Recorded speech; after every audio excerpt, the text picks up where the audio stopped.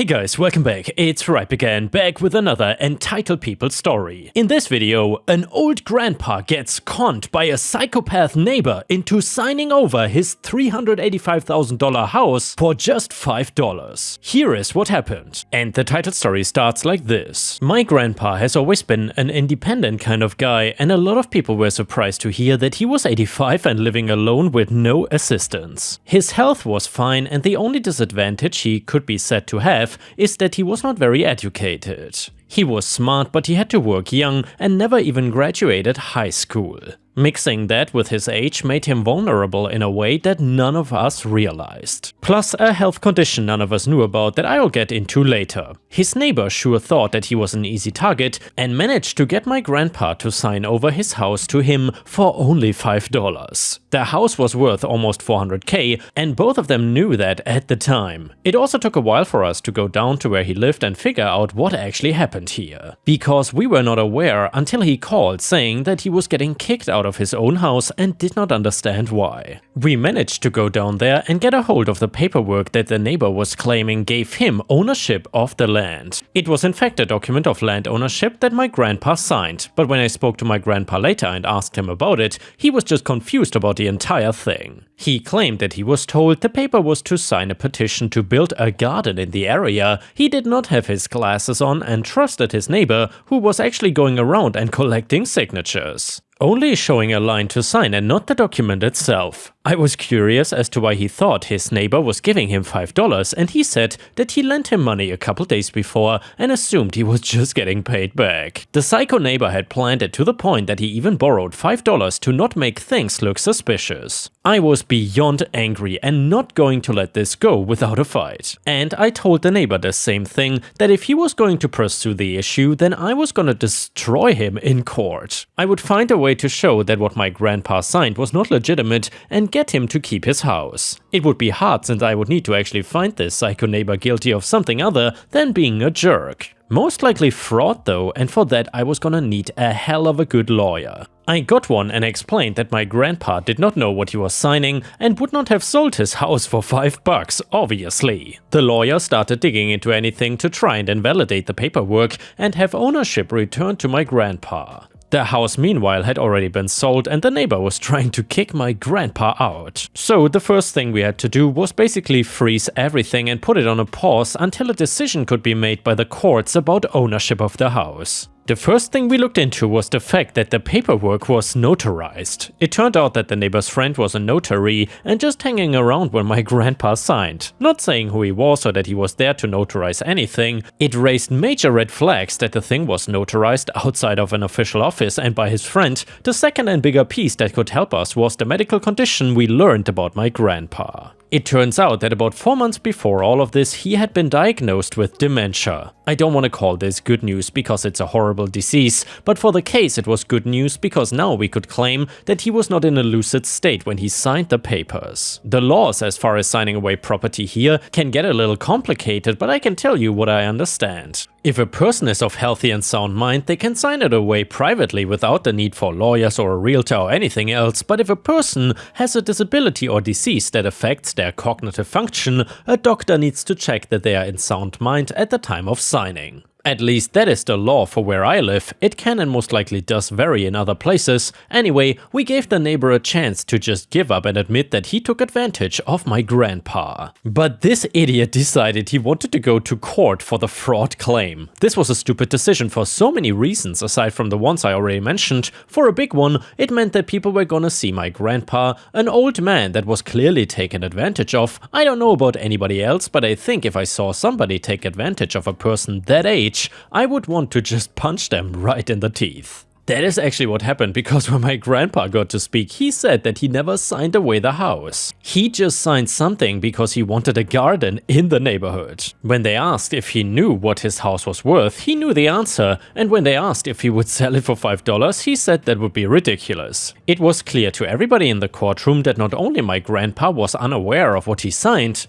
but that the psycho of a neighbor intentionally took advantage of my grandpa in order to gain the property, which was fraud. He tried way too late to go on the defensive, claiming that my dear grandpa was crazy and at his age needed to be in a care facility, saying all the wrong things that only made him look worse. The sale of the house was deemed a fraud and my grandpa was given ownership of his house back. The neighbor faced some major fines and probation due to the fraud, with his friend losing his rights as a notary due to abusing them and also facing some charges. I think the cherry on top was that a couple years later, when my grandpa did get moved into a care home, I took over the home. With it legally still being transferred into my name, the neighbor was still there and I felt like rubbing it in his face. I went to him after I moved in and told him that it was my house now and I would love to see him try and pull the wool over my eyes too. And that I had cameras everywhere, so if he tried to pull one single thing, I would call the police and make sure he ended up behind bars this time.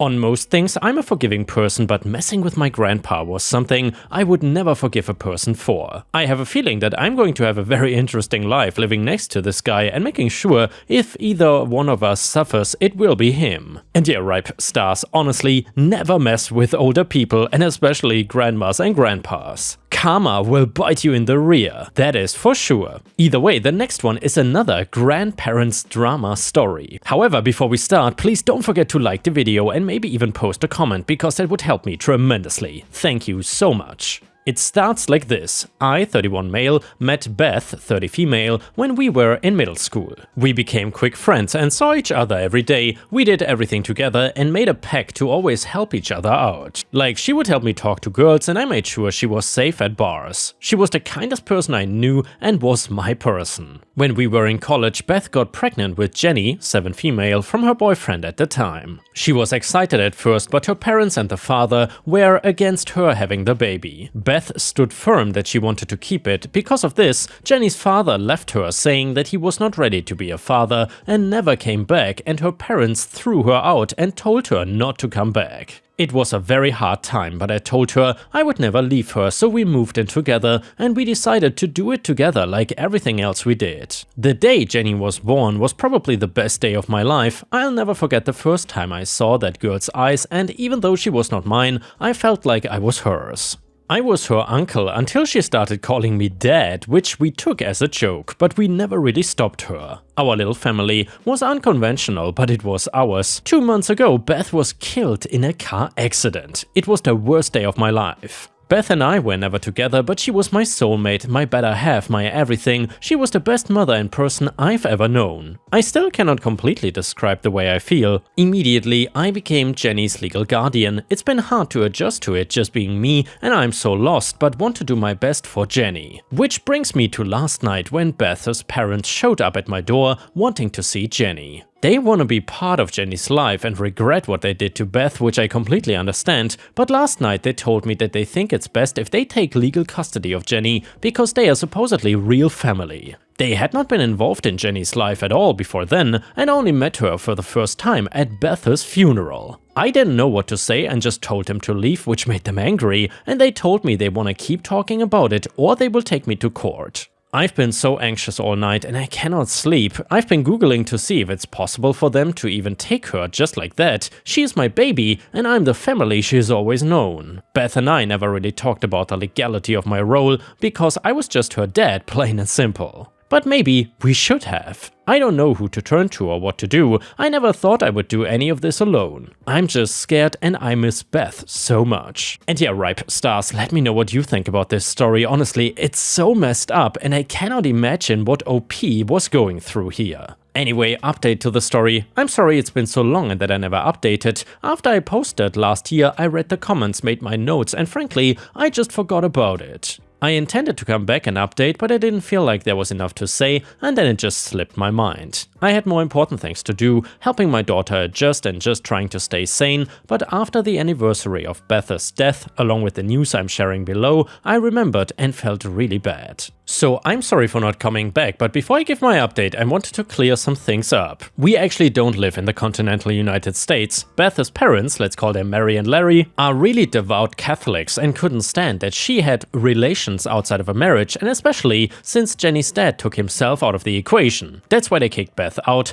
I've been co-parenting Jenny for her whole life and contributed 50% of everything. I'm committed to give that girl a good life. My parents have always been supportive and have been pivotal in this whole ordeal. They saw Beth as a daughter and see Jenny as a granddaughter. It's nice to have them. I'd always been labeled as a caregiver in her school records. I also held her when she was born, birthdays, her little kindergarten graduation, her first trip to Disneyland. I have pictures of it all. There are none with Mary or Larry in them. Beth purposefully threw away everything she had of them, not that she had much to begin with. I'd been dating someone at the time when everything started, but I realized I did not have the emotional bandwidth to be good to her, and I needed to prove stability in my home life. She understood and we ended things respectfully. We may reconnect someday, but my love life is not my priority. I talked with Jenny about the situation, and from the start, she understood what they are to her. It broke my heart to hear her say, "Why would they do that to mommy?" Jenny and me are in therapy right now. While I'm not 100% good again, I know that I have to be strong for Jenny. But here's the update. After reading your comments, I did exactly like some of you said. I talked with her school and told them what was actually happening. I've known the staff there for years. My mom is a school counselor, and they were so good about Beth's death. Anyway, I told them that I, and only I, was allowed to pick her up from school, and thankfully the grandparents never tried anything like taking her. They've not been allowed to spend time with or around her, and that was on Jenny's request. I respect her wants. They did send her Christmas and birthday presents, but I hid them. I didn't know if accepting something from them would hurt the situation. I have not given them to her yet. It's been so long, I'm not sure I will at this point. After my post, I talked with some lawyers around the city, and honestly, I spent a lot of money on this, but it was way worth it. Beth had a will and requested for Jenny to be cared for by me upon her death. She never told me this, and I still don't exactly understand it, but it was a really happy surprise. My lawyer honored that and helped me. I took a loan out, but the debt is worth it. I compiled everything I could, pictures, permission slips, stupid school mail, everything. Grandparents tried to fight me the whole way through, calling social services and talking to all of my neighbors, trying to find anything possible to prove that I was a bad father. It was honestly brutal and messed up. I don't think I'll ever recover for the past year. I could deal with the attacks on my character and them scrutinizing everything I've ever done, as if Mary and Larry have always cared. However, in April, once Jenny came into the conversation and was asked awful questions about me, I could not help but double down. Part of me is embarrassed and ashamed that I begged at the meeting after Jenny was taken out of the room. All I could do was cry. I said something like, "Please, I beg of you, think about Jenny here. Take you and me out of the equation. Take what you did to Beth out of the equation. Jenny doesn't deserve this. Think about her, please. If you want to make it up to Beth, as you say, think about what's best for Jenny. I've loved her for her whole life. I've been there, I've held her. She's everything to me. I know you have regrets. Be good now, love Beth now, respect her wishes, please." And well guys, the next part is probably anticlimactic, but dear reader, can you believe that it worked? Larry looked down at his hands in what I can only describe as shame and asked to speak with the lawyer privately, and when I came back, Larry admitted that they had made a mistake all those years ago, and it wasn't until Beth's death that he realized it. He was tired of fighting, Mary didn't seem too happy, but they dropped everything in the end. Since then we've had no contact.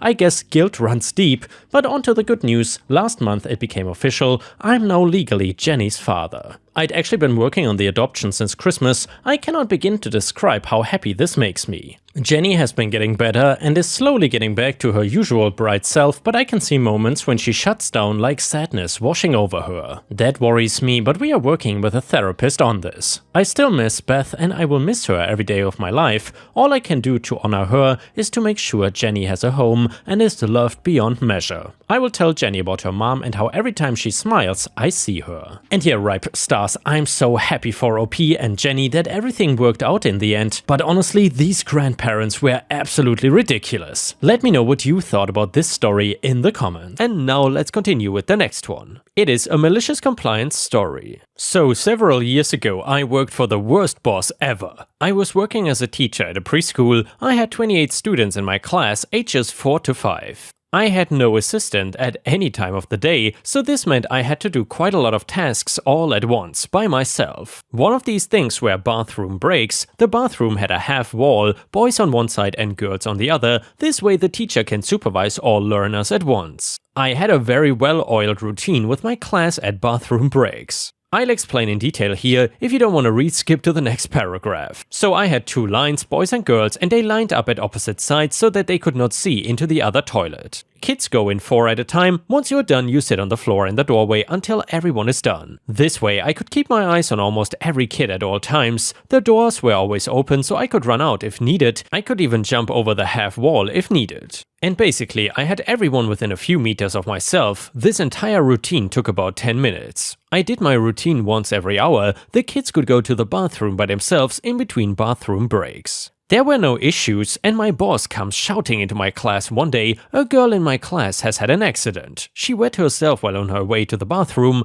My boss shouted about this girl wetting her pants in front of all my students, who were meanwhile having free play. The kids were all silent. She screamed at me and I just tried to explain that she was on her way. She just didn't make it and our next bathroom break was in 10 minutes. She continued shouting at me. I waited for her to finish screaming and asked if the child who wet herself had been helped to change. She says no, I have to go do it. I cannot leave my learners unsupervised, so I ask of her that she could please keep an eye on my class while I change the student into dry clothes. She looks me in the eye and says, "No. Your whole class is having a bathroom break now, and from now on, you go every 20 minutes. Bathroom break, the whole class, every 20 minutes, she said. I just nodded my head and told my learners to pack up time. She said to leave the class as is and go to the bathroom. The kids line up at the class door, then we walk outside a few meters to the lockers. We line up again while I collect new clothes. Then we walk to the bathroom and do the routine as above, plus I need to change my student into dry clothes. It was a nightmare. I checked the clock when we left and made a mental note to come back in 20 minutes, and I did, every 20 minutes. The problem is the bathrooms get cleaned every 30 minutes, so oftentimes we would have to wait outside because the bathroom was wet. Other classes needed to use the toilet, but we were constantly in there. We walked to the toilet and just walked back if no one said they needed the bathroom. By the end of the day, they were so sick of going to the toilet. 1 p.m/ish. The next morning we continued the routine. That meant that sometimes parents came to drop off and there was no one to welcome them or watch their kid.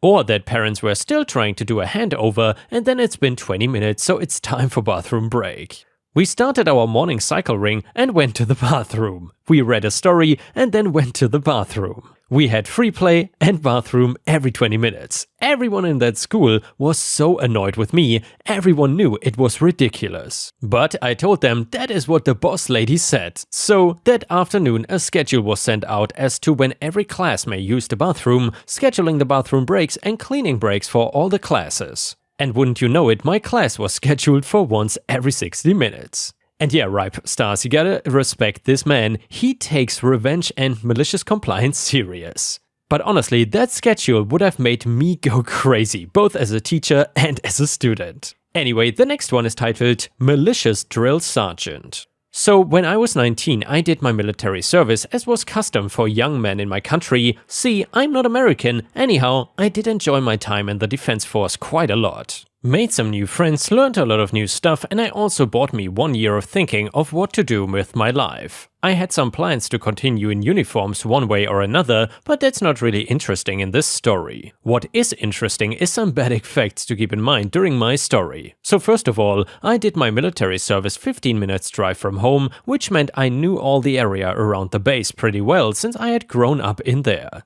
I'm also that kind of person that will ask questions to learn more and who will always try to put in my best effort to everything I do. And also to learn the rules. As a new recruit, there's a ton of things to learn, how to dress, how many buttons to button, and so on. Shaving off the hair is encouraged but not mandatory, the same goes for facial hair. Personally, I enjoy having a bit of hair on top but shaved on the sides, and here my antagonist enters the story. One of the 3 drill sergeants that was set to teach us the basics of soldiering, I was quick to learn the ropes, maybe not the most fit of the recruits, but certainly not the sloppiest either. Every morning we would line up for inspections and the drill sergeants would inspect each and every one of us recruits, often finding small defects to complain about, sending us away to correct. And each time it happened I would always smile and say, "Yes sir," and go and correct it. Knowing there was nothing to correct, it was just a way to drill us. One of the sergeants, let's call him Sergeant B, always found something to complain about on everyone, and I think it annoyed him that I always smiled. Sergeant B was shorter than average and somewhat rounded, not fat, just a bit chunkier than average as well.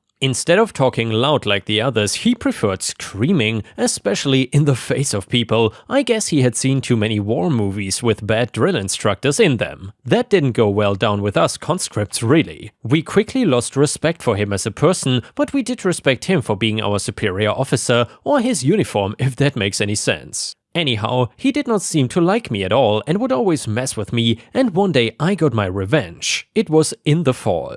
We were outside the base training for a bigger exercise coming up. They had divided us into groups of 8 and our mission was to relocate from one location to another. We had all our personal equipment like backpacks, weapons and so on, plus the group tent, stove and heavy machine gun. So all in all, we were quite heavy equipment-wise, and I was assigned group leader this event. Good thing we were in an area I knew well, so navigating was easy since I knew all the paths in the forest and so on. And Sergeant B was tagging along, not knowing I knew the area, but my team knew. The path we took ended up at a small swamp and would split so you could walk around the swamp on either side. I decided we should take a 5-minute rest since we were ahead of schedule anyway. Sergeant B did not like that, even though I think honestly he was the one who needed it the most since he was the one huffing and puffing, despite that he didn't carry anything except his uniform and a water bottle. I asked my team which side around the swamp they wanted to go and told them the pros and cons of each way. I don't remember which way we chose, but I remember I picked up the machine gun, 12.4 kilograms, so quite heavy. Now, Sergeant B intervened and demanded I check the map, but I said we already decided to go around the swamp. For some reason, Sergeant B wanted us to cross the swamp. It looked dry enough to cross, but I declined and said we would go around. This is where he pulled rank and demanded we cross, cue my malicious compliance. I asked him if he would take command of the group and lead us across, to which he replied, "I will take command. Group, follow me." So I stood down and let him pass me. I think he managed to take about 1.5 steps into the swamp before he had sunken down to his waist in mud. We decided not to follow him and instead we all just looked at him. After a while, one of the others asked him, "Any new orders, sir?" We pulled him out of the swamp. He was furious but did not say a word. He walked back the way we came in his wet, muddy uniform. The rest of us continued around the swamp. We did not see him back in camp that day, and after that incident he did not bother me anymore for the rest of my conscription time. And yeah guys, if you cannot get enough of my content, please don't forget to check out my podcast by searching for Ripe Stories on all major podcast platforms such as Spotify, Apple or Google Podcasts. Furthermore, you can find bonus content by going to patreon.com/ripeyoutube or by clicking the join button here on YouTube. For a small monthly fee, you will get access to dozens and dozens of exclusive videos you won't find anywhere else. Thank you so much for watching and I hope to see you again tomorrow.